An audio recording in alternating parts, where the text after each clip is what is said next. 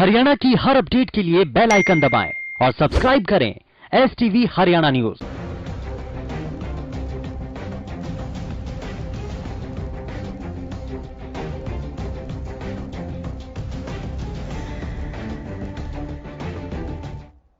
नमस्कार, हरियाणा न्यूज देख रहे हैं आप। साथ में हूं आपकी कीर्ति कंसल। कोरोना वायरस लगातार एक बड़ी समस्या के रूप में उभर रहा है। लगातार आंकड़े बढ़ते जा रहे हैं। पिछले 24 घंटे की अगर बात की जाए तो 3277 नए मामले सामने आए हैं, जिनको लेकर के आज हम चर्चा करेंगे कि आखिर क्या कुछ वजह है जिनकी वजह से ये आंकड़े लगातार बढ़ते जा रहे हैं। और हमारे साथ हमारे गेस्ट जुड़ चुके हैं। डॉक्टर पंकज वत्स, पूर्व निदेशक है स्वास्थ्य सेवा हरियाणा के, बहुत बहुत स्वागत है आपका। डॉक्टर अजय गुप्ता, NETB अध्यक्ष IMA हरियाणा, आपका भी बहुत बहुत स्वागत है। सबसे पहले पंकज वत्स जी, मैं आपसे पूछना चाहूंगी कि जिस तरह से पहले बयान सामने आया था एम्स के डॉक्टर गुलेरिया का कि जून जुलाई में पीक पर जाने वाले हैं ये जितने भी केसेस है, इस पीक की परिभाषा क्या है? क्योंकि अब संशय उठने लगा है कि जिस मॉडलिंग डेटा के आधार पर ये कहा गया था, अब उस पर भी शक जाहिर कर रहे हैं कुछ लोग।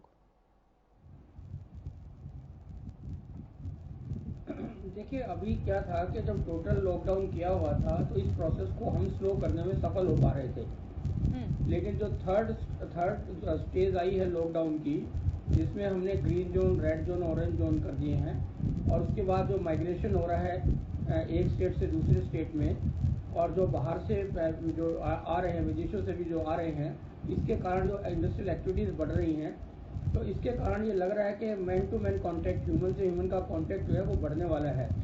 और ये virus human to human contact से ज़्यादा जल्दी फ्लरिश होता है। तो इसलिए इस बात को ध्यान में रखते हुए सरकार ने ब्रेक के बाद एक बार फिर से आप सभी का स्वागत है। कोरोना की जंग लगातार बढ़ती ही जा रही है, आंकड़े लगातार बढ़ते ही जा रहे हैं। और हमारे साथ एक और गेस्ट हमारे साथ मौजूद है, डॉक्टर परमेश्वर अरोड़ा, MD हैं आयुर्वेदा के। बहुत बहुत स्वागत है आपका परमेश्वर अरोड़ा जी।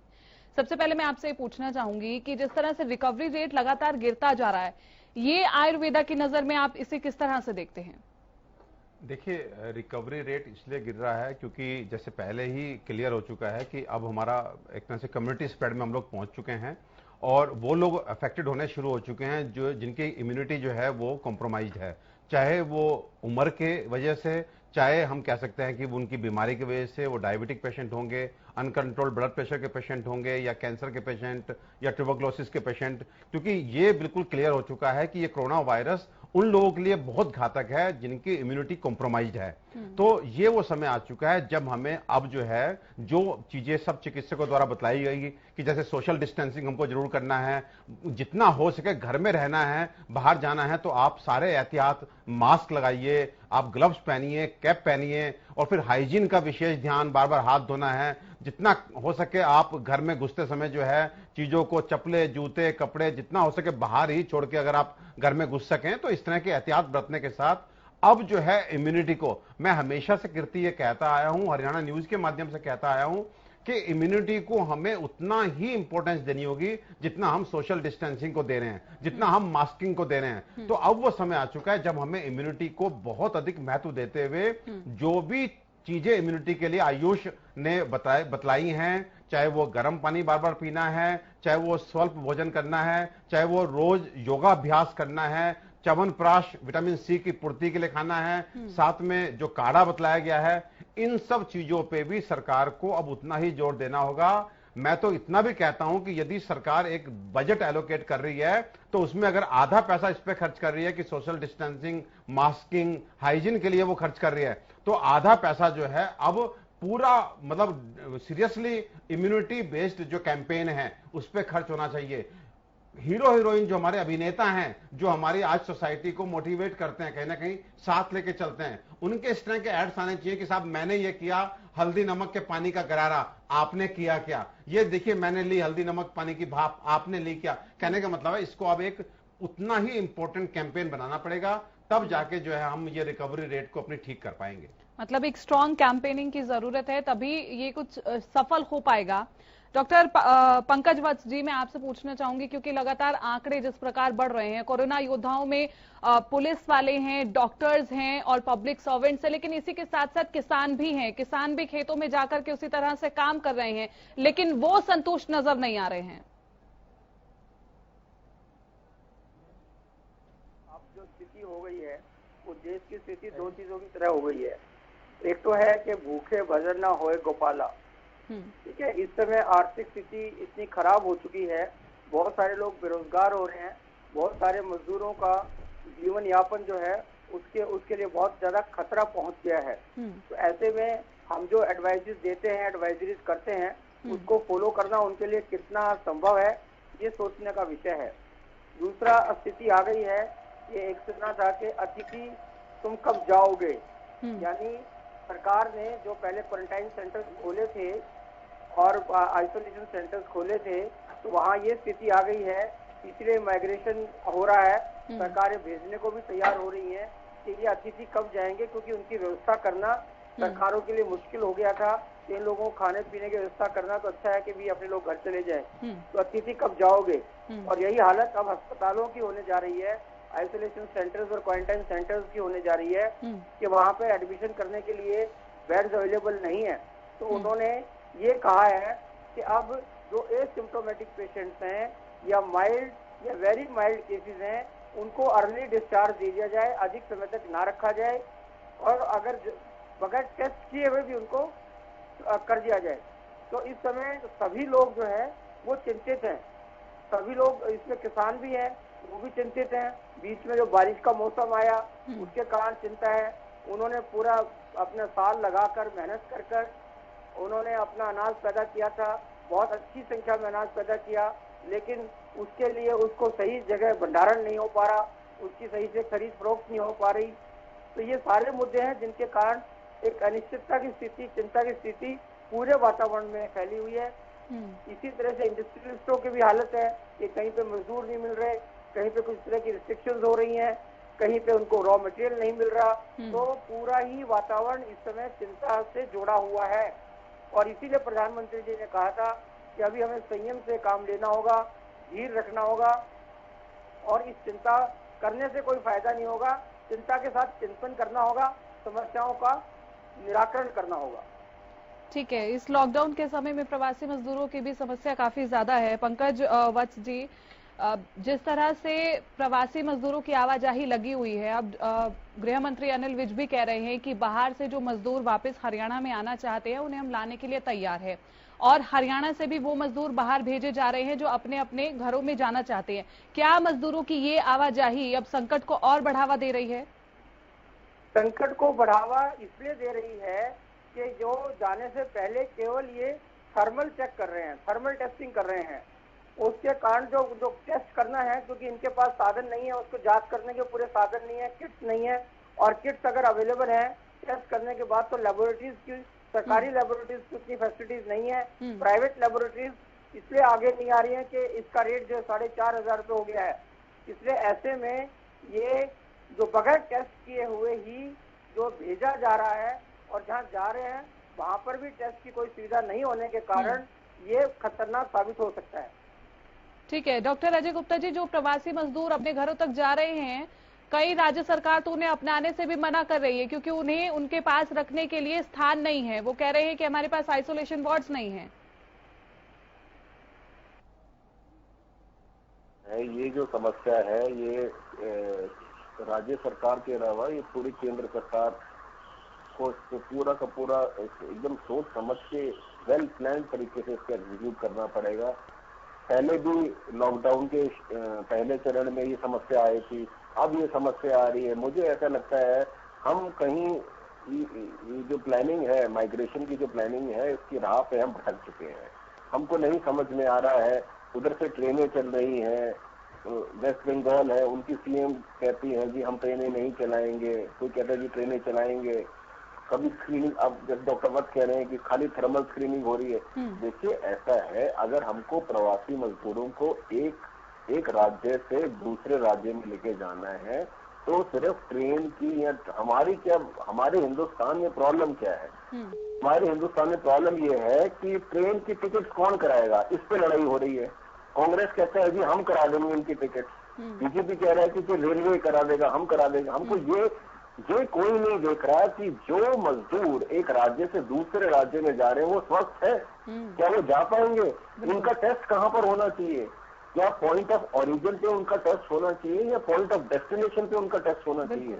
अगर हरियाणा से मजदूर जा रहे हैं साउथ में या साउथ के मजदूर हरियाणा में आ रहे हैं, तो ये जो दो राज्य हैं इनको आपस में कोऑर्डिनेट करना चाहिए। इसमें बीजेपी कांग्रेस कहाँ से पॉलिटिकल पार्टीज आ जाती हैं? देखिए दोनों राज्यों की आपस की समस्या है। अगर हरियाणा ये तय करेगा कि ये जो मजदूर है साउथ में जा रहे हैं, पहले हम इनका टेस्ट करके भेजेंगे तब आपके पास आएंगे, तो पॉइंट ऑफ ओरिजिन से इनका टेस्ट होना चाहिए। यानी कि लैक ऑफ कोऑर्डिनेशन की कमी है। बिल्कुल। देखिए आप अगर किसी भी मजदूर को या किसी भी आदमी को कोविड-19 नेगेटिव कैसे लेबल करेंगे? जब वो सिम्टमलेस है या उसका आपने टेस्ट कराया है वो नेगेटिव आया, तब आप उसको भेज सकते हैं। आपने 100 मजदूरों को ट्रेन में बिठा दिया है, वो अन्य के संक्रमण में आ गए हैं, वो अपनी मंजिल पे पहुंच जाएंगे। ऐसे में खतरा बढ़ने के बिल्कुल चांसेस हैं। परमेश्वर अरोड़ा जी इसमें कुछ जोड़ना चाह रहे हैं? जी मैं पहले तो इस बात से बहुत सहमत हूँ डॉक्टर अजय गुप्ता जी की कि इस समय जो है देखिए हम लोग चिकित्सक लोग हैं, अभी जो पैनल पे बैठे हैं सब चिकित्सक हैं और हम लोग पॉलिटिकल एनालिस्ट नहीं हैं, तो हम किसी पार्टी का नाम लेके कौन गलत है कौन सही है, लेकिन हम इतना सब मिलके ये कह सकते हैं कि गलत हो रहा है। अगर हम व्हेन वी टॉक अबाउट कि हम इस पेंडेमिक को कैसे काउंटर करें तो उस लिहाज से गलत हो रहा है। ना हमारे पास जो है टेस्टिंग किट्स इतनी है, उसमें भी हम मजबूरी समझते हैं कि इंडिया डेंसली पॉपुलेटेड एक कंट्री है, इसमें पॉसिबल नहीं है कि हम जितने मजदूर हैं उनका टेस्ट करें या वो जहां पहुंचे। और फिर मैं कह रहा हूं जो टेस्टिंग है वो कितनी बार आप करेंगे? आज किसी की टेस्टिंग करते हैं वो नेगेटिव आता है, ये श्योरिटी नहीं है कि वो अगले 10 मिनट भी जो है नेगेटिव रहेगा। हो सकता है वो किसी इन्फेक्टेड आदमी के साथ कांटेक्ट में आ जाए और वो पॉजिटिव हो जाए। तो टेस्टिंग जो है मुझे लगता है कि मैं शुरू से बोलता आया हूं कि ये राह इनिशियल स्टेज पे बहुत अच्छी थी, जब हमने लोगों को ढूंढ करके कॉन्टैक्ट ट्रेसिंग करके उनकी टेस्टिंग करके क्वारंटाइन किया, लेकिन दुर्भाग्य से हम लोग जो है चीजों को वहां पे नहीं रोक पाए और आज जो है केसेस लगातार बढ़ते चले जा रहे हैं। और मैं ये एक्सेप्ट करता हूं कि now we are into community spread. अब यहां पे इससे कैसे निपटा जाए, तो एक चिकित्सक होने के नाते मुझे ये लगता है कि अब जो है हमें खाली बच करके काम नहीं चलेगा। अब हमें जो है कहते हैं ना offence is the best defence, अब हमें कोरोना पे अटैक भी करना शुरू करना पड़ेगा। तो लेकिन जब भी हम अटैक करने जाते हैं, फिर मैं एक बात दोहराना चाहता हूं, कहीं से कोई कंफ्यूजन अपने दिमाग में कोई सुनने वाला ना रखे। मैं कह रहा हूं कि आप लड़ने जब जाते हैं, किसी पे आक्रमण करने जाते हैं, तब भी आप जो है सुरक्षा कवच लगा करके जाते हैं। तो सुरक्षा कवच भी लगाएं, लेकिन अब जो है कोरोना पे अटैक भी करें।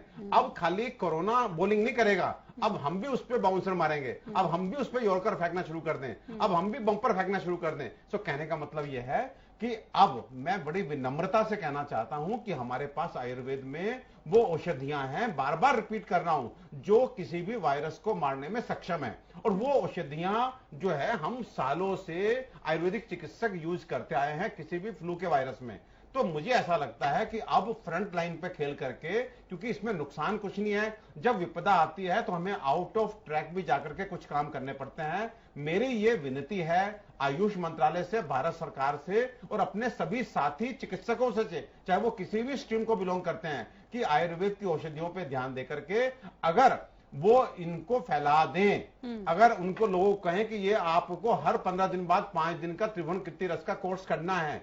और मैं एज एन इंडिविजुअल ये बताना चाहता हूं कि कोई व्यक्ति जो स्वस्थ भी है, अगर त्रिभुवन कीर्ति रस का कोर्स करता है तो उसमें नुकसान की संभावनाएं लगभग शून्य है, लगभग शून्य है। तो अगर हम इस तरह से करेंगे तो हमारी कैजुअलिटीज कम हो जाएंगी, हम सुरक्षा कवच पहनेंगे, साथ में अटैक भी करेंगे। क्योंकि अब हम ये कहें कि साहब कि हम टेस्टिंग करके भेजेंगे, अब सब कुछ फैल चुका है, अब सब लोग इन्फेक्टेड जोन से नॉन इन्फेक्टेड जोन और वापस से नॉन इन्फेक्टेड जोन से इन्फेक्टेड जोन आना शुरू हो चुके हैं। ये सब अब कंट्रोल नहीं हो पाएगा। मुझे ऐसा लगता है कि अब खाली बचाव से काम नहीं चलेगा, अब अटैक भी करना पड़ेगा। अटैक किस पे? कोरोना वायरस पे। और उसमें आयुर्वेद को माध्यम बनाना चाहिए। हमारी अपनी ऋषियों की दी हुई वैदिक एक तरह से हमारी चिकित्सा पद्धति है और रिसर्च चिकित्सा पद्धति है। जैसे अगर कोई भी चीज हम ले लें आयुर्वेद की, बिना रिसर्च के डॉक्यूमेंटेड नहीं होती। आज अगर हम चरक संहिता में पढ़ करके ये बताते हैं कि नीम जो है खून साफ करता है, तो बिना रिसर्च के तो लिखा नहीं गया होगा। हल्दी एंटीसेप्टिक है, चरक संहिता में लिखी गई है, तो बिना रिसर्च के तो लिखा नहीं गया होगा। तो क्या हल्दी एंटीसेप्टिक नहीं है? क्या नीम ब्लड प्यूरिफायर नहीं है? क्या आज हम वासा से लोगों की खांसी ठीक नहीं करते, या त्रिफला से पेट साफ नहीं होता, या आंवला आंखों के लिए अच्छा नहीं होता? जब ये बातें सब जो है चरक संहिता में लिखी गई हैं, तो चरक संहिता की अन्य बातें भी सही हैं, ऐसा मान करके मेरा विनम्र निवेदन है कि अब कम से कम किसी भी तरह से शोध पे ना जाएं। आयुर्वेद में शोध हम कब कर पाएंगे? वो बहुत टाइम लग जाएगा। जो मेडिसिन है उनका प्रयोग करें और उसका लाभ उठाएं, उस पेंडेमिक को हराएं। पंकज वत्स जी, और कितना झेला जाएगा कोरोना को? क्योंकि पिछले 24 घंटे में अगर बात की जाए पूरे देश की, तो 3,277 मामले ऐसे आए हैं जो कि नए हैं और पॉजिटिव हैं। कितना झेला जाएगा? क्या आप सहमत हैं परमेश्वर अरोड़ा जी से कि वाकई अब कोरोना पर अटैक करने का टाइम आ गया है? मेरी सोच थोड़ी सी अलग है। मेरा सोचना ये है कि कोरोना पे अटैक करने के हमारे पास कोई हथियार ही नहीं है। हम कोरोना के हथियार का मतलब ये है कि अगर किसी को कोरोना संक्रमण हो गया है तो उस वायरस को खत्म करने के लिए हमारे पास एंटीवायरल जो है वो मेडिसिन नहीं बनी है, उसका इलाज की नहीं बनी है। हम सिम्टोमेटिक ट्रीटमेंट करते हैं। जहाँ तक उसके बचाव के लिए जो वैक्सीन बननी थी वो भी अभी तैयार नहीं है। जहाँ तक इम्यूनिटी डेवलप करने की बात है, ये हम हर एक बीमारी के ऊपर एप्लीकेबल होती है, कोरोना वायरस पर एप्लीकेबल नहीं होती है, हर एक पर होती है। तो ये इम्यूनिटी बनाने वाला कॉन्सेप्ट जो है ये हर एक बीमारी के लिए कॉमन है, कोई कोरोना वायरस के लिए स्पेशल है ऐसा नहीं है। और जो बिल्कुल परमेश्वर अरोड़ा जी काफी दिनों से कैंपेन चला रहे हैं, बहुत मेहनत कर रहे हैं, उसके बावजूद भी आयुष विभाग अगर इन चीजों को आगे नहीं बढ़ा पा रहा है तो कहीं ना कहीं उसकी ये मजबूरी रही होगी कि उनको जब वो आगे तभी बढ़ा सकते हैं जब उसके कोई साक्ष्य उपलब्ध हों, अदरवाइज इस तरह से नहीं डाला जा सकता है। अभी हम कोई अटैक करने की स्थिति में नहीं है, केवल बचाव करने की स्थिति में है। और बचाव करने के लिए जो तरीके इस्तेमाल होने चाहिए वो करना है। जहाँ तक टेस्टिंग की बात है, आज जो स्थिति भयावह स्थिति से हिंदुस्तान बचा हुआ है, जो आज हमारी गिनती के केसेस 1,30,00,000 की पॉपुलेशन में गिनती के केसेस हैं, गिनती की मौतें हैं, वो इसलिए संभव हो सका कि हमने अर्ली डिटेक्शन करके उनकी ट्रेसिंग की, कॉन्टेक्ट ट्रेसिंग की और उनको आइसोलेट किया, उनको क्वारंटाइन किया, तभी हमारा आंकड़ा बहुत कम है। अदरवाइज हमारा अमेरिका से कहीं ज्यादा आंकड़ा होता। लेकिन अब ये आंकड़ा लगातार बढ़ता भी जा रहा है, ये भी सच है, इसको भी मानना होगा। टेस्टिंग बहुत बड़ा टूल है कीर्ति जी, इसको अवॉइड नहीं किया जाना चाहिए। अब आप देखिएगा, मेरा मानना ये है कि जो लोग जा रहे हैं वो जाने से पहले at the point of origin उस सरकार को, जहाँ से वो जा रहे हैं उस प्रदेश की सरकार को अपनी कॉस्ट पर उनके टेस्ट कराए जाने चाहिए। क्योंकि इसका फायदा ये होगा कि वो जहाँ से जा रहे हैं अगर वो पॉजिटिव मिलते हैं तो उनकी कॉन्टेक्ट ट्रेसिंग करके हरियाणा के उन लोगों को बचाया जा सकेगा जो उसके कॉन्टेक्ट में थे। दूसरा ये है कि वो जब दूसरी जगह पे जाएगा तो वहां पर भी उसको क्वारंटाइन किया जाए, और क्वारंटाइन करने के बाद, क्योंकि लाजमी है क्वारंटाइन करके और 2 टेस्टों के बाद ही उसको वहाँ की मेन स्ट्रीम में बनाया जाए। तो इसमें कोऑर्डिनेशन की कोई जरूरत नहीं है, सरकारों को अपने स्तर पर ये फैसला लेना होगा। बिल्कुल अपने स्तर पर ये फैसला लेना होगा, कोऑर्डिनेशन की आप कह रहे हैं कि जरूरत नहीं है। अजय गुप्ता जी कुछ इसमें जोड़ रहे थे, क्या कहना चाह रहे हैं आप?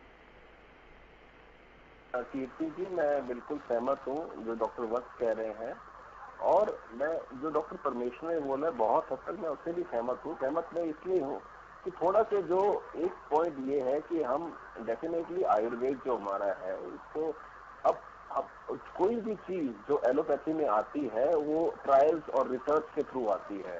कोई पेपर पब्लिश होता है, कोई डेटा हमारे सामने आता है, चाहे वो वैक्सीन है चाहे वो एंटीवायरल ड्रग है, उसके बाद ही हम उसको पेशेंट में यूज करते हैं। तो जैसे डॉक्टर परमेश्वर ने बताया है कि त्रिभुवन कीर्ति रस है या कोई और जो आयुर्वेद में दवाइयां हैं, तो ये डेफिनेटली उनको ये पहल करनी चाहिए। और मैं आयुष मंत्रालय से भी रिक्वेस्ट करूंगा कि ये ट्रायल्स होने चाहिए। ट्रायल्स होने के बाद कोई भी जो आयुर्वेदिक की दवाई है अगर वो कारगर साबित होती है उनके अंदर, तो डेफिनेटली उसको आगे लाना चाहिए।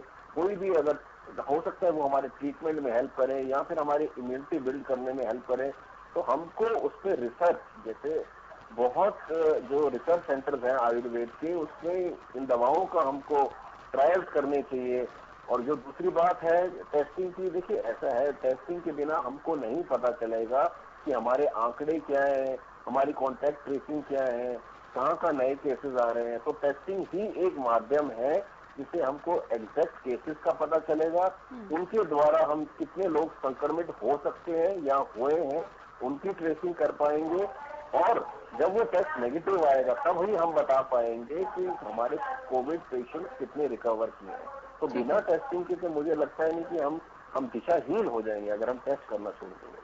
ठीक है, परमेश्वर अरोड़ा जी, आयुष मंत्रालय सक्षम है ट्रायल्स के लिए?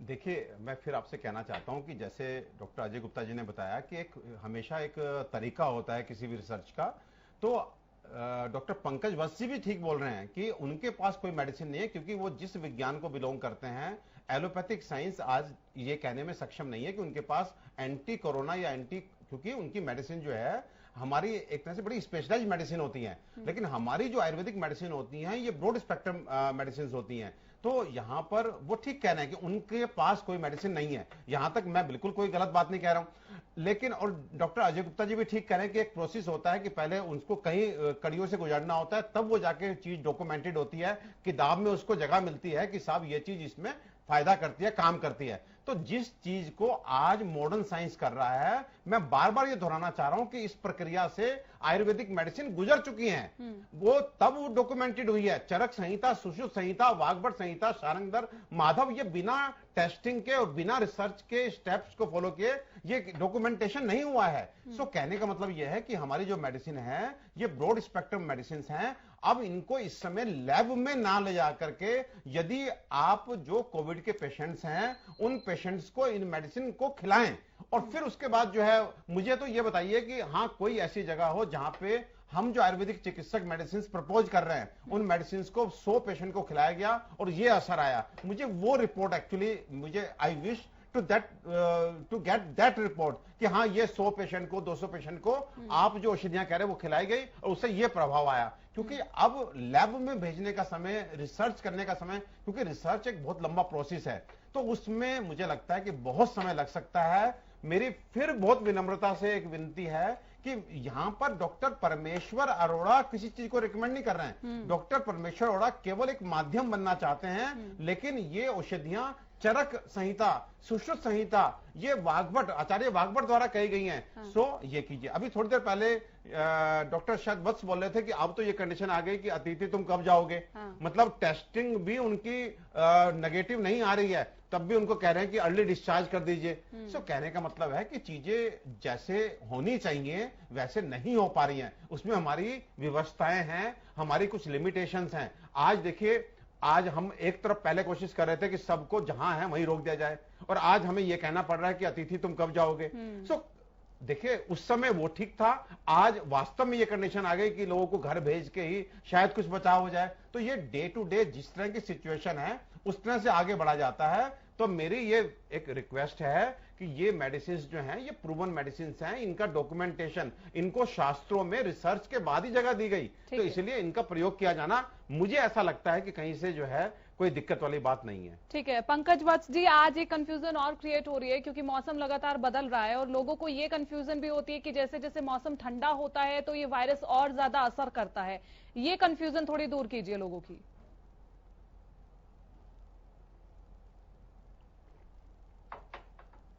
अभी चिन्हित नहीं हो पाया है, उसके बारे में ज्यादा जानकारी नहीं मिली है, लेकिन स्वाभाविक रूप से जब टेम्परेचर का वेरिएशन होता है, एक्सट्रीम ऑफ टेम्परेचर आते हैं कि कभी अचानक सर्दी हो गई, कभी एकदम से ठंड हो गई, फिर गर्मी हो गई, तो ऐसे में चिर परिचित हमारा सोचना ये रहता है कि बॉडी का रेजिस्टेंस कम होता है, और जो लोग उस समय बॉडी का रेजिस्टेंस कम होने में, प्रतिरोधक शक्ति कम होने के कारण उस समय अगर वो वायरस के कांटेक्ट में आते हैं तो जल्दी संक्रमित होते हैं। इसलिए मौसम में विशेष ख्याल रखना चाहिए। जब वेरिएशन ऑफ टेम्परेचर, जब मौसम में चेंज और अचानक चेंज आता है तो उस समय इसके बढ़ने की संभावना इसलिए हो जाती है कि हमारे शरीर की जो कीटाणु के प्रति या वायरस के प्रति जो रिएक्शन है उसके ऊपर डिपेंड करता है। वायरस का इससे कोई ज्यादा लेना देना।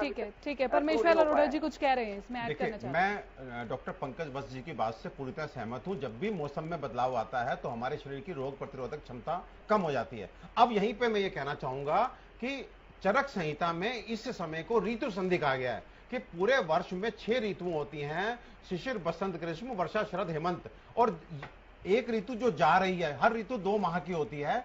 जाती हुई ऋतु के अंतिम 7 दिन और आती हुई ऋतु के पहले 7 दिन, यानी 14 दिन जो है ये ऋतु परिवर्तन का समय है। इसको ऋतु संधि कहा गया है। और ये कहा गया कि ऋतु संधि के समय प्राकृतिक रूप से हमारी रोग प्रतिरोधक क्षमता कम हो जाती है, इसलिए ऋतु संधि के समय पे किसी को आहार संबंधी और विहार मीन्स लाइफ स्टाइल संबंधित कोई वायोलेशंस नहीं करना चाहिए, नहीं तो बीमारी की चपेट में आ सकता है। क्योंकि हम सब जानते हैं वायरस बैक्टीरिया हमेशा एनवायरमेंट में है। तो देखिए, अभी डॉक्टर पंकज वत्स जी ने ये बात बोली और मैंने यहाँ पे शास्त्र की बात बोली, तो कहने का मतलब हमारे शास्त्र कीर्ति बहुत ऑथेंटिक हैं, बहुत गहराई तक उसमें व्याख्या की गई है। और ये लेकिन अब मैं फिर रिक्वेस्ट करना चाहता हूं कि ये जरूरी नहीं है कि जिन जिन बातों को हम समझ पा रहे हैं वही सही है, जिनको हम नहीं समझ पा रहे हैं वो गलत है या उनको अभी हम नहीं यूज करेंगे। देखिए, उन शास्त्रों की जितनी बातें हमने आज तक टेस्ट की हैं वो सब सही निकली हैं। आज तक किसी रिसर्च में आयुर्वेद में कही गई किसी बातों का काउंटर नहीं हुआ कि साहब आयुर्वेद में ये बतलाया गया है कि ऐसा होता है, ऐसा तो बिल्कुल होता नहीं है। तो जब काउंटर नहीं है तो फिर एक उदाहरण मैं देना चाहता हूं। हम अपने घर में सब्जी बनाते हैं, दाल बनाते हैं, चावल बनाते हैं।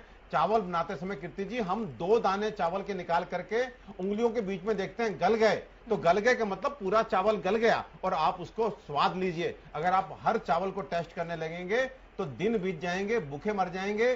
चावल तो देखो 2 दानों से पता लग जाता है गल गए कि नहीं। तो अगर चरक संहिता में 1000 योग दिए गए और हम अभी तक 10 टेस्ट कर पाए, वो 10 के 10 सही मिले हैं, तो मान लीजिए कि बाकी बच्चे 990 भी ठीक ही होंगे, क्योंकि गलत कोई नहीं मिला है। इसलिए प्लीज चरक संहिता को माध्यम बनाइए, सुश्रुत संहिता को माध्यम बनाइए, आयुर्वेद को माध्यम बनाइए और मेरा विश्वास कीजिए ये हमारी पद्धति है। इसमें कोई ये बात नहीं है कि कौन सी पद्धति आगे निकल रही है। विश्वास कीजिए हम कोरोना को हरा पाएंगे, ना केवल हमारा देश बल्कि विश्व को बचा पाएंगे। ठीक है, एक फाइनल रिएक्शन छोटा सा सभी से मैं लेना चाहूंगी कि क्या संपूर्ण लॉकडाउन होना चाहिए? डॉक्टर अजय गुप्ता जी, सबसे पहले मैं आपसे पूछना चाहूंगी, संपूर्ण लॉकडाउन होना चाहिए या फिर सरकार अब जिस तरह से थोड़ी थोड़ी रियायतें दे रही है वो सही है?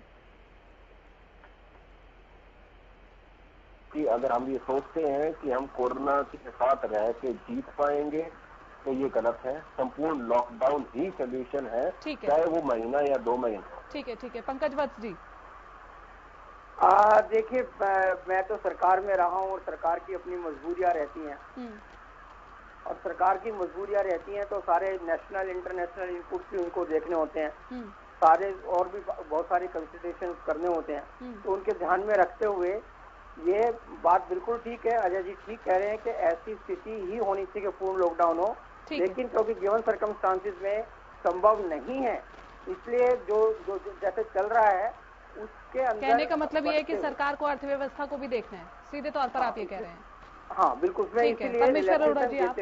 देखिए, मैं यहाँ पे डॉक्टर पंकज वत्स जी से बिल्कुल सहमत हूँ कि बहुत सारी लिमिटेशंस होती हैं सरकार की और बहुत सारे चीजें होती हैं जो हमें देखने हैं। तो मुझे ऐसा लगता है कि अब हमारी जो है लॉकडाउन में सरकार ने लोगों को समझा दिया, सिखा दिया कि कोरोना क्या होता है, कैसे इससे बचाव होना चाहिए, क्या कर सकते हैं। तो मुझे लगता है कि उसका जो लॉकडाउन गए हैं अच्छे से, जो हमने फॉलो किए हैं, उनसे जो है सरकार ने बहुत अच्छे से हमें सोशल मीडिया के माध्यम से, न्यूज चैनल्स के माध्यम से, चिकित्सकों के माध्यम से लोगों को सिखा दिया है कि कैसे वो अपने बचाव करें।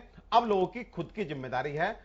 शायद कंप्लीट लॉकडाउन कितने समय तक चलेगा या रिक्वायर्ड है, अब मुझे लगता है कि वो संभव नहीं है, रियायतें देनी ही पड़ेंगी। ठीक है, चलिए, बहुत बहुत शुक्रिया आप सभी का इस चर्चा में शामिल होने के लिए। हरियाणा न्यूज एक बार फिर से सभी दर्शकों से यही अपील करता है कि अपनी सुरक्षा आपके अपने हाथ में है, तो अपना बेहद ध्यान दीजिए। मुझे दीजिए इजाजत, नमस्कार।